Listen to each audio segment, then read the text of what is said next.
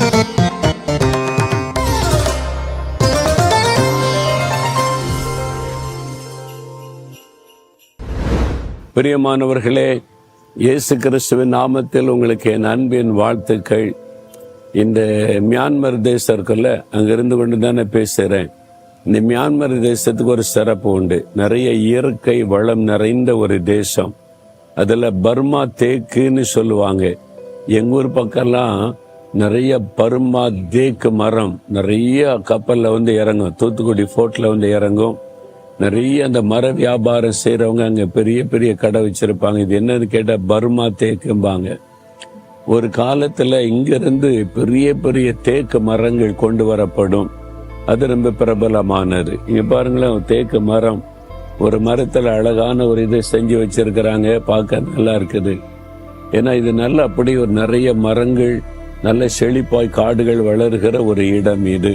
ஆனால் அதை பாதுகாக்கணும். இயற்கை இப்போ வந்து இந்த தேக்கு மரத்தெல்லாம் முன்னால மாதிரி வெட்டி கொண்டு வர முடியாது. எல்லாம் ரெஸ்ட்ரிக்ட் பண்ணிட்டாங்க நாட்டை பாதுகாக்க. நாமும் கூட இயற்கையை பாதுகாக்கணும். வீட்டில் ஒரு மரம் வச்சு வளர்த்தீங்கன்னா அது ஒரு பெரிய ஆசீர்வாதம். அது ஆண்டவர் நமக்கு தந்திருக்கிற ஆசீர்வாதம் தானே. அதனால ஒரு பழ மரத்தை நட்டு அதை வளர்த்து உங்க வீட்டுக்கு முன்ன சின்ன இடம் இருந்தாலே போதும்.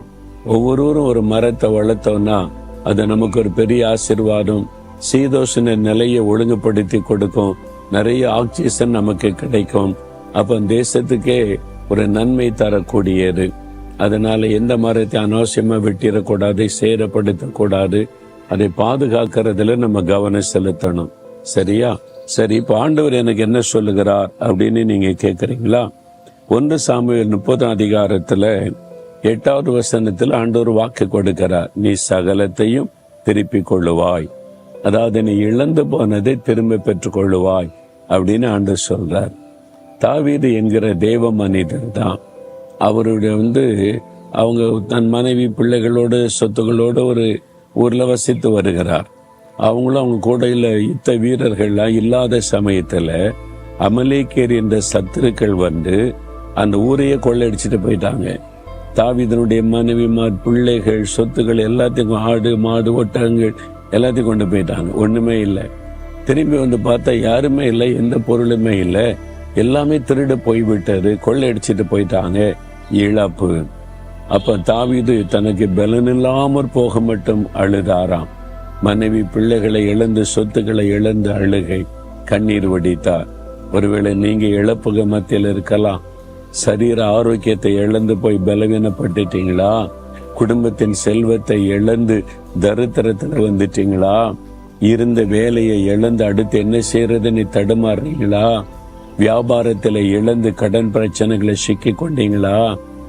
உறவுகளை இழந்து நீங்க தவிக்கிறீங்களா? இழப்புக்கு மத்தியில யாரோ ஒருத்தரை பிரியமானவங்களை மரணத்துல அவங்க எடுத்துக்கொள்ளப்பட்டதுனால இந்த இழப்புனால வேதனைப்படுறீங்களா?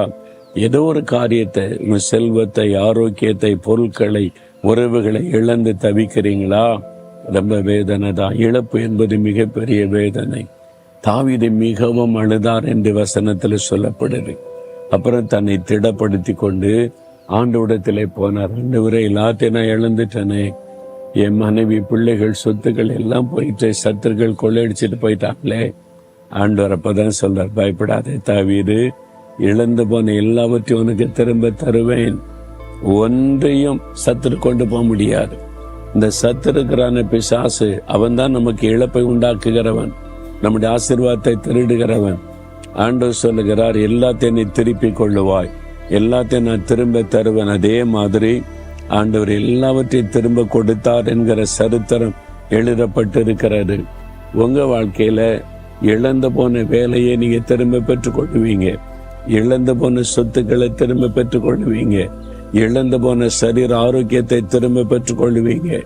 இழந்து போன உறவுகளை திரும்ப பெற்றுக் கொள்ளுவீங்க. இழந்து போன ஊழியத்தை திரும்ப பெற்றுக் கொள்ளுவீங்க. நீ எதை இழந்து போய் நிக்கிறீங்க?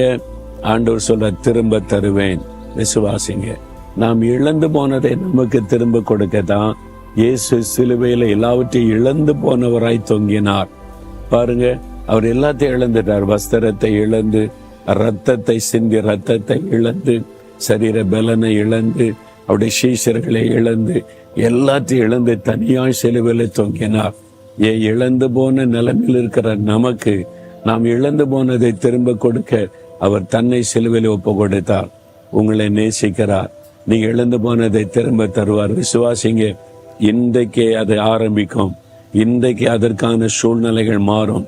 இன்றைக்கு ஆண்டவர் அற்புதம் செய்ய ஆரம்பிப்பார். விசுவாசிக்கிறீங்களா? அப்ப சொல்லுங்க, ஆண்டவரே, நான் இழந்து போனதை திரும்ப தருவேன்னு நீங்க வாக்கு கொடுத்திருக்கிறீங்க.